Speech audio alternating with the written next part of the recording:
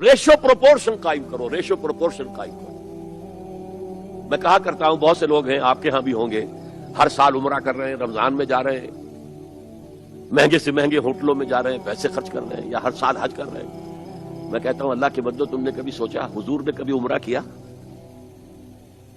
ایک عمرہ سن 6 میں آپ گئے تھے جب خواب دیکھا تھا کہ ہم عمرہ کر رہے ہیں، اور اس سال چونکہ عمرہ نہیں ہو سکا، صلح حدیبیہ کی وجہ سے خالی واپس آئے، تو اس کا کہتے ہیں اس کو عمرہ قضا، اس کی قضا ادا کی ہے سن 7 ہجری کے اندر۔ بس سن 8 میں فتح کر لیا، کوئی عمرہ کیا؟ سن 9 سال پورا گزر گیا، کوئی عمرہ کیا؟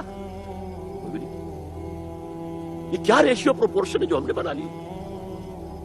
حضور کے ہاں مقدم کیا تھا؟ دین کی دعوت و تبلیغ اور دین کو قائم کرنے کی جد و جہد۔ ہم نے ان رسومات کو پکڑ لیا۔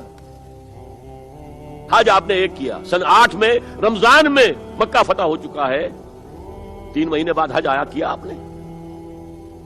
حالانکہ اب تو حکومت اب تھی۔ سن 9 میں نہیں کیا، حاجیوں کا قافلہ بھیج دیا، حضرت ابو بکر کو ان کا امیر بنا کر، امیر الحج، خود نہیں گئے۔